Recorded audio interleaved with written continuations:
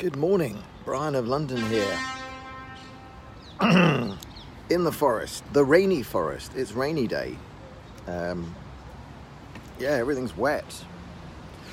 I'm not going to turn the camera around, but yes, my coffee is here underneath my umbrella with me. Brian of London in my forest in Tel Aviv, the Bereshit forest, which literally is the first words of the Bible, I believe. Bereshit, in the beginning. From Genesis. Remember that book? This is the Bereshit forest in Tel Aviv. And, I did a Periscope a couple of days ago after the end of the latest Gaza, whatever you call it, when we seemed to capitulate. And this morning I read Caroline Glick's Jerusalem Post article. I like Caroline Glick's writing. I like her strategic thinking. I'm not a great fan of the solution she proposes in her book, one state type thing. I think I'm giving you the negatives first, then I'm going to go for it. And then also I think she's kind of hesitant about talking about the influence that Islam has on how our enemies behave, and that underlies everything. Okay, there's political machinations and there's military machinations. She's fantastic on those, but oh my god, LBC, Prime Minister Theresa May is live on LBC. No, don't switch over, she'll just say crap. The political and the military stuff Caroline Glick's great at, but the underlying thing that's driving the whole conflict is an Islamic desire to throw Jews off our land or subjugate us on our land. That's it. So, putting that aside, she does say some very interesting and important things about this current Gaza fight. Thank you.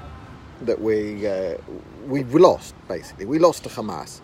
And the resignation of Lieberman is something that they can hold up in their hand and say, they caused Lieberman to resign. Now, I think he's acting 70% in a political fashion, looking to boost his own position in a future election. But the point is, he's been the defence minister, and what Caroline Glick goes on to do is to expound some of the problems with the IDF, and I think she's absolutely right. And I'm going to expand on this. This is the thing. I think what the IDF has become is it's been taken over or there's been an enormous increase in its far left embedded ideology. We have lawyers embedded at all levels taking or advising on targeting decisions. So commanders are not free to take military decisions. They have to then ask a lawyer. We saw this with the persecution and prosecution of the soldier who let's say, cleared up a security incident by shooting someone in the head. Now, whether that was wrong or right, holding the trial in public with this massive blaze of publicity that goes worldwide, that was wrong. And I just don't believe our army should be subject to that level of scrutiny. We're fighting a very difficult fight here. And the same goes with the Gaza fence operations that we've been running for 6 months with these protests and all the targeting decisions in Gaza. It is time to unleash this army. This army should not be working to rules set, increasingly restrictive rules set by social justice warriors in Berkeley, California. What they have done is, and what they are trying to do is, they are trying to redefine the term war crime to be war is a crime. That's the goal of the left. That flows from singing Imagine there are no countries, imagine there's no religion, no people, no heaven above us, no earth below us. The way that the far left think and their utopian, ridiculous dreams that totally abrogate human nature, which is why they always fail, which is why the left always fails when put in authority over anything. Their dream is this one world, one nation, no borders. And the first step to that is they think that they can litigate away war. They think they can litigate guns away. If you have gun control, there'll be no guns. If you have war control, there'll be no war. That's what they think. So they want to declare war to be a crime. And what that means is that everything is a war crime. And the reality here is our enemy has embedded itself with its civilian population. Almost all military action against them causes civilian casualties. Tough. I'm sorry. You know, Judaism is not Christianity.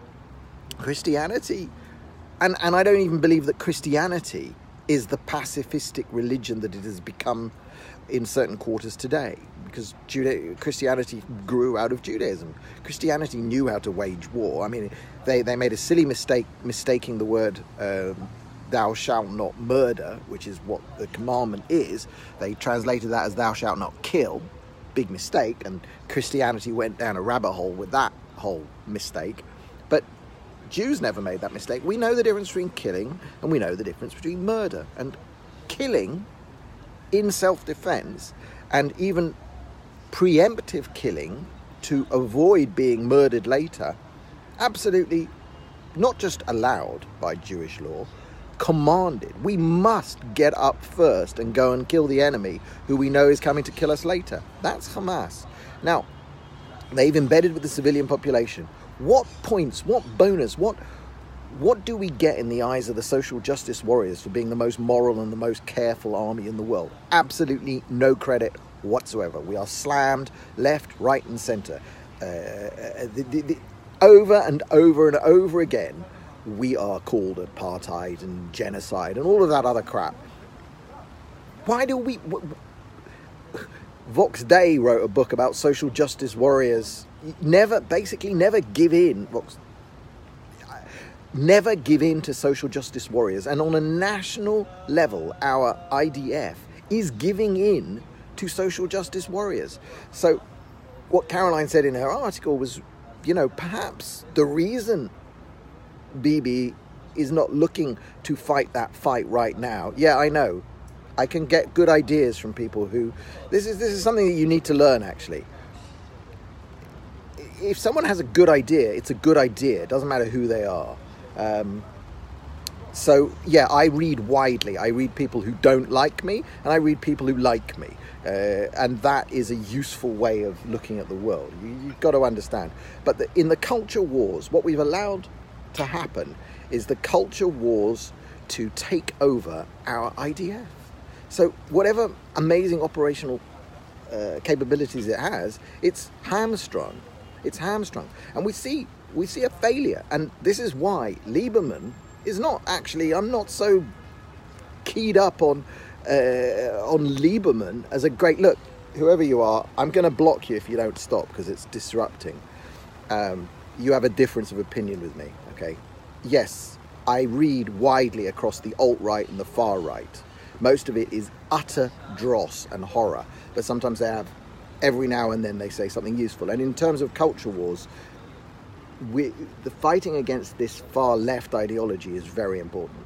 So the IDF has been conquered by this far-left thing. And it's trying to appease the far-left, and that never, ever works. Lieberman's been running the defense. He's had the defense ministry for months, and that's it. Has he fixed anything? No, as far as I can tell. Somebody really needs to sweep out the leftism and the appeasement within the defense forces. So it's possible that Bibi didn't choose to have this fight right now because he doesn't know that the IDF can fight the fight with these armies of lawyers double looking over the all of the targeting decisions. Will they be able to prosecute a battle?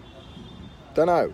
And if you're worried about the international headlines, well, you're right to be. They will be negative. I can tell you this. No matter what we do, they'll be negative. But it's time to stop worrying about that. It's time to start defending the people of the South and clearing up this rocket problem. And that exactly is what needs to be done. Can I explain the existence of leftist Israelis? Someone asks. Well, I'll tell you this. Very few of them are living in rocket fire range of Gaza. The people down there are not peace now lefties anymore. They've had it drilled into them. The lefties are safe in the coffee places of Tel Aviv. And I'm reporting you to the police for what? I just don't think I need that person. Anyway, the left needs to be taken out of Israeli, especially the defense business. We got to fight as if we want to win. Now, again, do we want to replace Hamas in Gaza? I also not sure I know. Listen, back to Islam. Leaders of society do not lead. In very rare occasions in history has leaders led. The leadership reflects the society that it comes from. Even in a non-democratic situation like Gaza, the society there is heavily Islamic. They've had it drummed into them. Whatever we were to replace Hamas with, other than taking full control of it, and we probably don't have the capability to do that now. We don't have 2 brigades to station permanently running every aspect of Gaza life against the resistance that they would mount. No, we don't. So we want it to be pseudo self-governing. But do we want to take out Hamas? I don't know. But we really should have dealt them, I think, a bigger blow. And the fact that we haven't this time probably means, as Caroline says, that Bibi isn't sure of his capabilities. He isn't sure what he can do.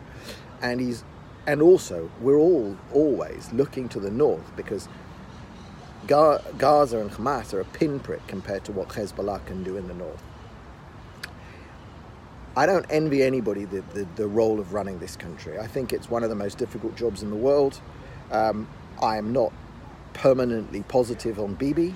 I am not permanently negative on Bibi. I am, frankly, if there were elections tomorrow, I have absolutely no idea how I would vote. I really don't know.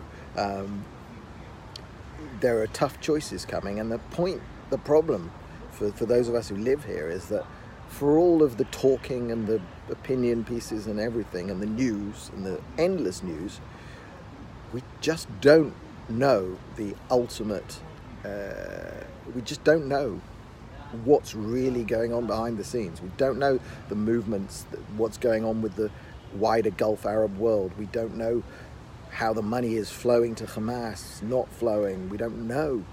These are all questions we don't know. We get little snippets of information. Anybody who thinks they know but isn't running the country right now, probably bullshitting. Anyway, from all of this, we have to make up our minds. But nevertheless, life still does go on. It's raining, which is a good thing. Ground is getting watered and trees are looking good, and the coffee still tastes fine. And it's gone quiet. Rockets are not falling on the south, hopefully.